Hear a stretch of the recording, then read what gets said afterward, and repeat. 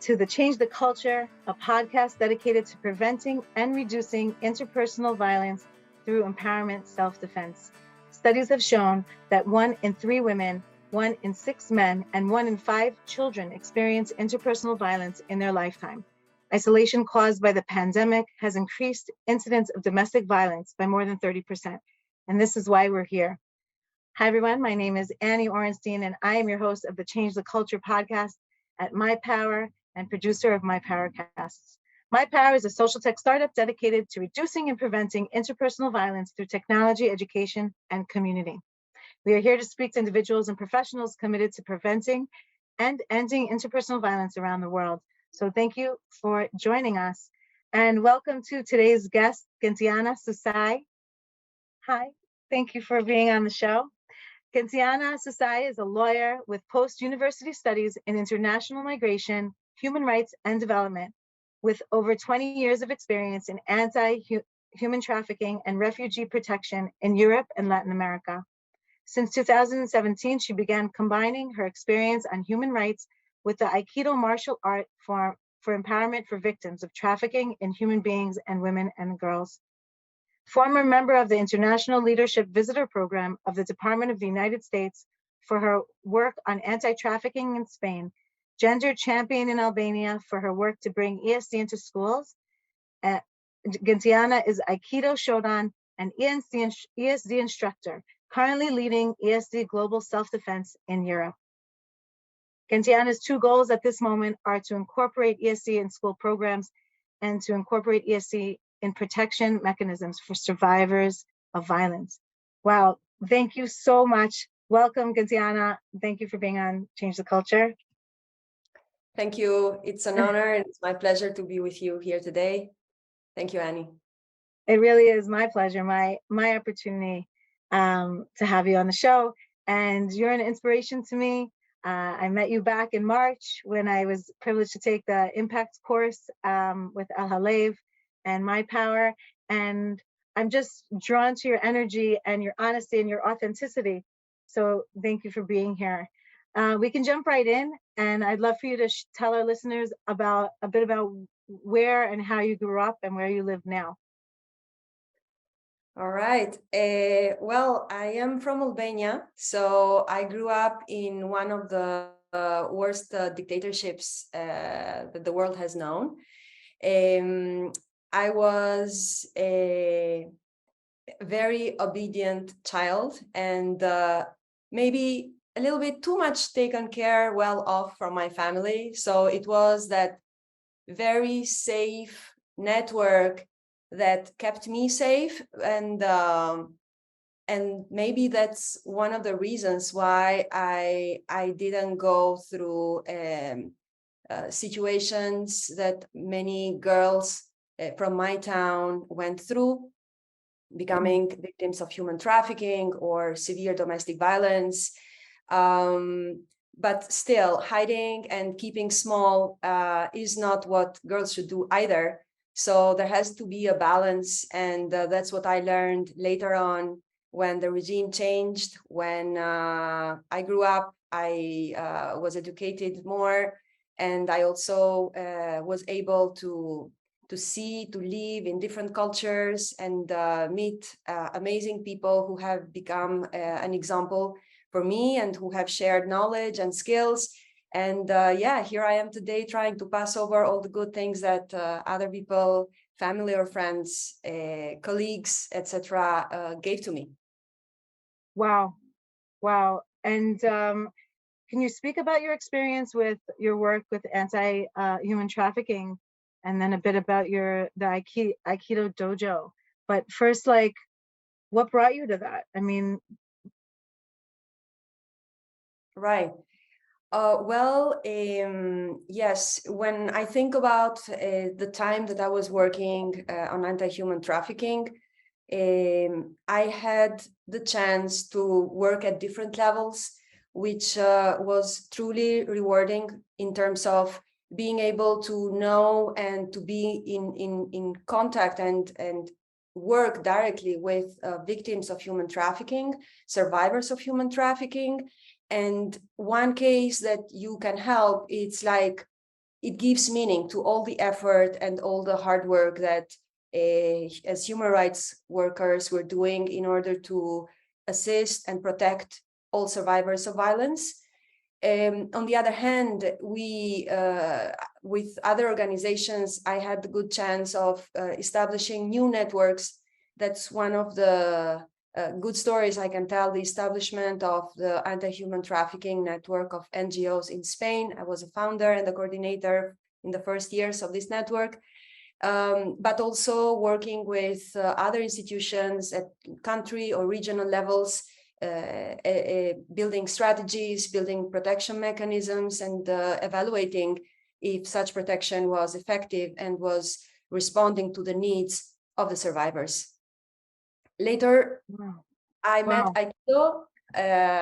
Aikido is a Japanese martial art, if somebody doesn't really know. And I realized how important was to put the two worlds together. And that's how I started first with the first dojo in Albania, because there was no dojo. So I was kind of, in a way, I found myself building something that later on became an Aikido school. And from there, I found the inspiration to put the two worlds together, protecting and preventing survivors, but also empowering and mixing the two was like the right model that it felt at that time.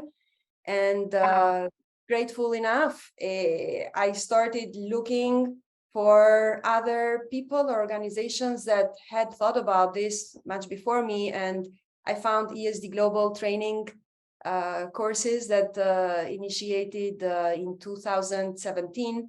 So in 2019, I was in the training in New York. Yeah, and that's how it started. And since then, I haven't stopped ESDing around. ESDing around. Well, I'm so grateful that I get to meet ESD professionals from around the world because of this project, the Change the Culture podcast, and it's such a privilege. And I really, I sometimes have to, I say this to most people that I interview on the show, I take my hat off to you because it's just so inspiring. You're on the front lines. You're creating change, not only on a global level, which is incredible, okay, but also on an individual level and on the level of policy. You know, sometimes we're told as women, choose one thing to focus on and help one person, you can help a world in a sense. But you found your voice and you've laid layers of the ability to help people heal and strengthen themselves. And that's amazing, amazing, amazing. So ESD has taken you to many places. And you had also a busy summer. I know you just moved from Albania to Romania. Is that correct?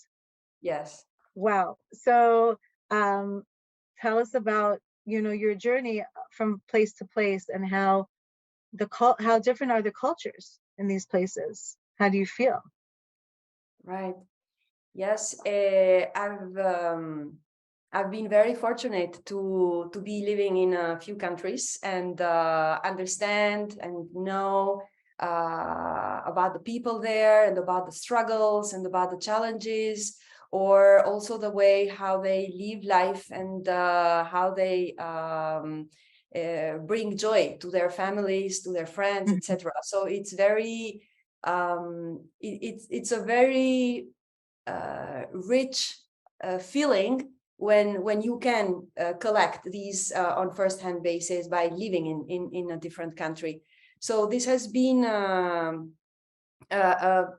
amazing experience, which helps me to have better understanding and different perspectives, no matter whom am I talking to or working with. And as a coordinator or networker, which this is the part that I love in my job, this is very important because it helps to build bridges among people. And then those people can connect also towns, cities, countries, and we can work together on something that we believe in. And for us in the group of the network I'm coordinating, ESD has become one of our missions in life. So it is very motivating and inspiring to meet people that think alike and that inspire and that motivate to continue forward. So yeah, so that has become kind of the main, the most important thing I'm working on right now. It's to bring empowerment, self-defense to the schools, to the human rights activists that don't know about it, to train instructors. But I also love to train people that just want to learn ESD and not necessarily become instructors. And that is like the motive, what you asked me before when we were talking about the interview, that's like, why am I here, you know? Because I love to see the change that ESD brings to the people that learn it or practice it. So that makes my day. Wow. Okay. So Gentiana, maybe you can share with us a success story. Right. So one story that comes to my mind right now is the story of Albanian school teacher who was telling me just a few days ago that how life-changing ESD has been for her at personal level, but also for her students. They told the story of a girl who was never allowed from her family in a small city in Albania, in Leja. She was never allowed to go to field trips. She was never allowed to wear a skirt. She had to have permission for everything. So the teachers from the school, who are also ESD instructors, they thought about it and they gathered all the parents from the class. They opened the conversation, not indicating a specific case, but talking about the whole class in general. And they managed to put the issue on the table, discuss with the parents, and then for the first time after 9 years in that school, only this year, the girl joined her first field trip with her classmates. And that was thanks to ESD and the way how teachers are changing completely their way of understanding the students. The students are asking for help, and how the teachers can promote a safe space also for the families of these students. And these are the stories that come to us and kind of show and how important this work is and how we can really change the culture this time. Absolutely. That it's so exciting because you're changing the culture in the school system. School is a very important part of a young child's life, and sometimes it has to complement what's going on at home, and sometimes it has to supplement what's missing and has to be there for them. So when you last visited us at LLA from My Power over the summer, you sat with the team to fine-tune the ESD program for educators from Albania and the Philippines. Maybe you want to share about that.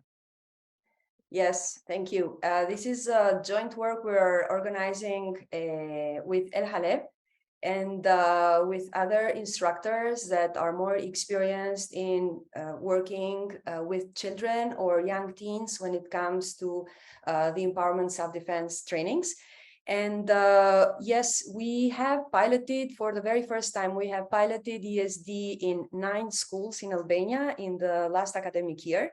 And we're looking forward to start with another 60 this year. Wow. So we're really excited about all the developments that have taken place in partnership with UN Women in Albania, with the Embassy of Sweden, with the ministries, Ministry of Education and Ministry of Youth. And it is thanks to this joint effort globally and locally that we are organizing and initiating bringing ESD to the Albanian public schools.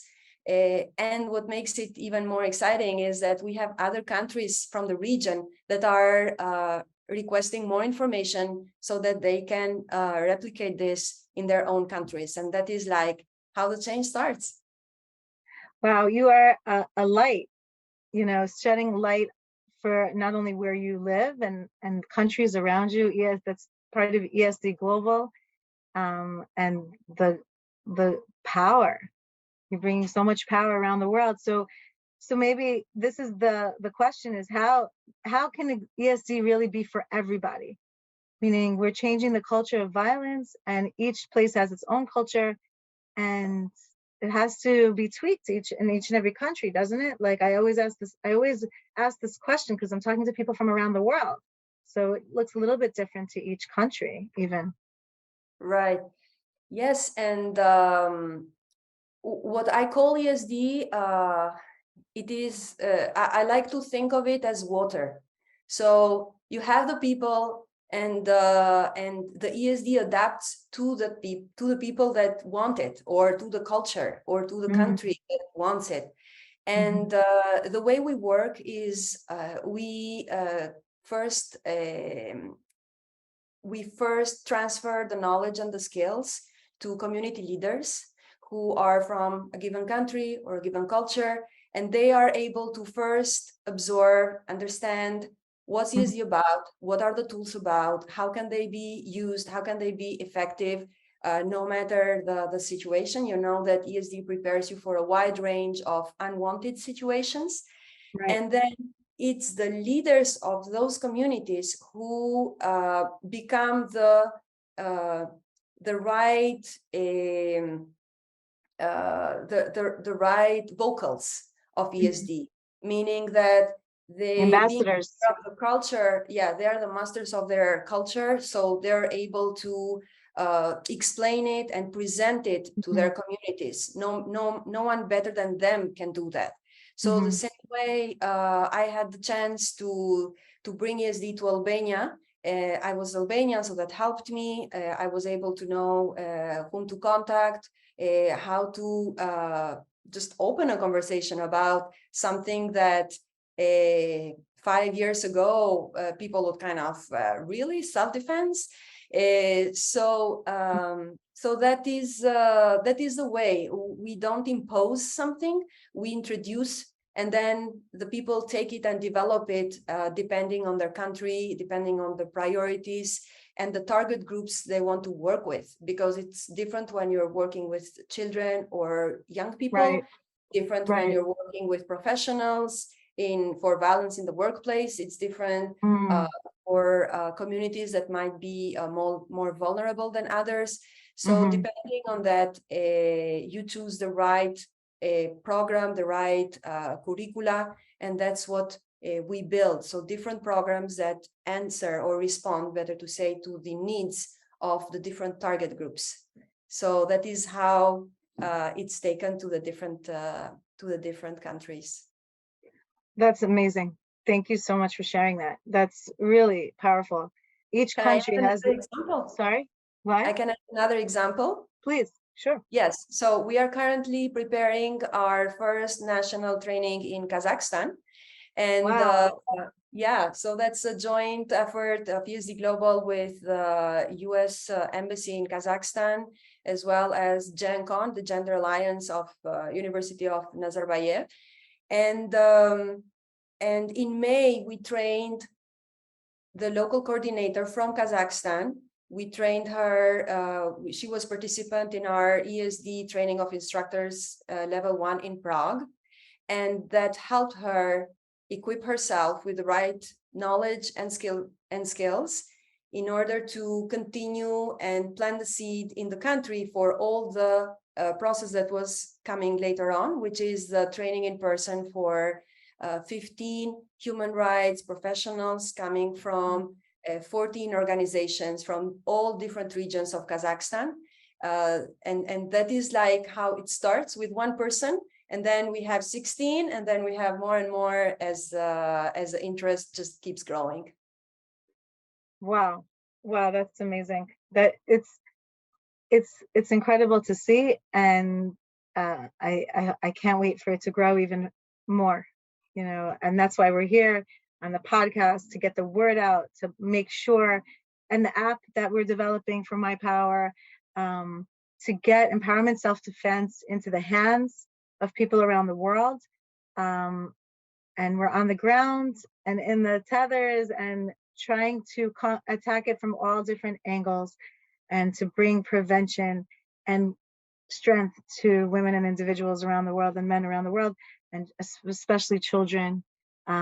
It's so important. And I wanted to share with our listeners a quote that you shared with us when you visited in your last visit, and you shared with us to speak as if what you're saying is an ultimate truth, yet listen as if you are wrong. So maybe you want to share a little bit about that quote, because I found that to be wonderful. Yeah, thank you. I like quotes very much, and actually almost every day I post a quote on my stories on social media, be it somebody's quote or my quote, doesn't matter. Yeah, it is this one in particular that you picked. It has to do a lot with speaking the truth, being authentic, and speak up. So not to stay quiet. If you have to say something, your voice matters. It has to do a lot with self-confidence, which is something we very much work in our ESD. And at the same time, we are conscious of other people's perspectives. I value a lot also people that are saying something completely different from what I think or what I believe, because it's their perspective and it's still valid. So it's very important to look any subject or any issue with somebody else's eyes in order to understand it better, and then to find the right language and the right communication so that we look for a common point. Or if not, we just know that, okay, we are having two different opinions, and that's still okay. So it has a lot to do with the personal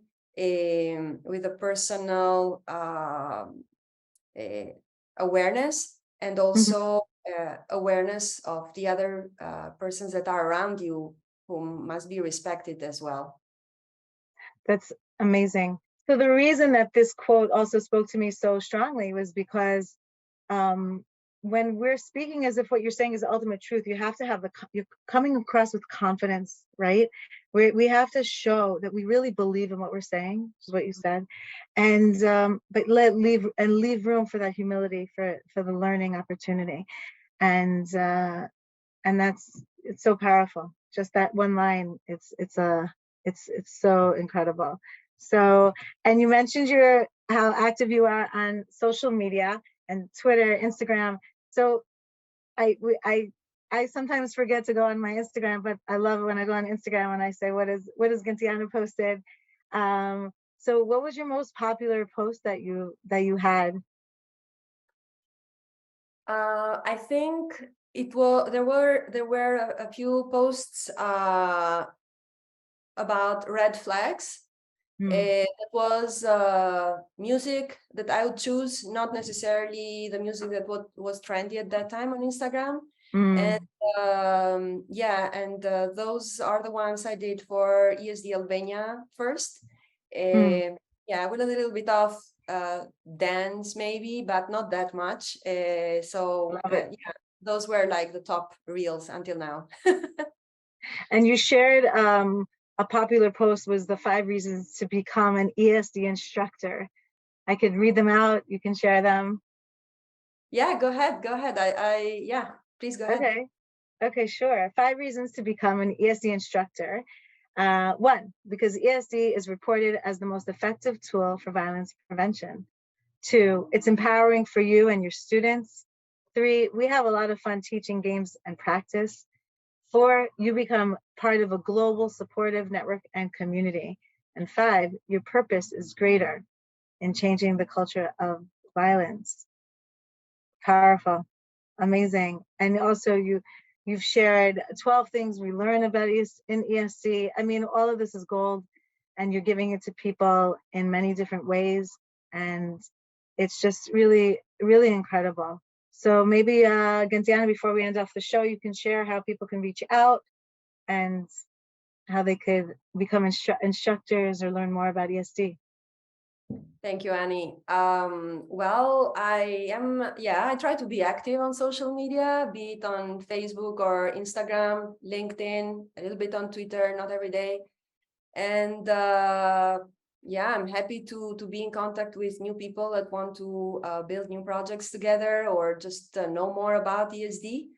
When it comes to the new ESD instructors, we have the social media pages of ESD Global Europe, be it on Facebook or Instagram, as well as the ESD Global website, where anybody that is interested can express their interest and register for the upcoming trainings. We will have new trainings next year, and we will be happy to receive any applications. Wonderful, wonderful. Is there anything that we didn't touch upon that you want to share? Any last messages you'd like to share with our listeners? I would like to first thank you for this interview. I had a lot of fun, and amazing that you have this space where you can invite different people from different workplaces, or better to say, from different organizations that are working for the same mission or purpose. So it's enriching and it's empowering. All your comments are very important to me because they inspire me to continue forward. And I would just like to share with everyone that we learn from what everybody around us is sharing, and it's important that we are mindful to that in order to cultivate our passions and to identify our missions in life, and to have the strength and the resilience to move forward. Sometimes things are tough, but being surrounded by positive people and people who share same objectives or similar objectives with you, that really helps. And the safe network is a must in order to be able to face those challenges that are inevitable at some point in our lives. So that's like a wrap up, if I may. I didn't have this plan, so I'm just speaking my mind out. Thank you to our listeners and to our guest, Gentiana Susaj. We would love to hear from our listeners of the Change the Culture podcast. Feel free to email me, annie.orenstein@mypower.co.il, and pop over to the Change the Culture Facebook group and share your thoughts, questions, and of course, your success stories with us. You can catch up on our last podcast where we had on the show Yudi Siddickman, CEO of My Power, as well as other professionals in the field. We want you to be part of the conversation and be part of the solution. So stay tuned for the next Change the Culture podcast, where we will hear more from professionals in the field of ESD around the world. Thank you.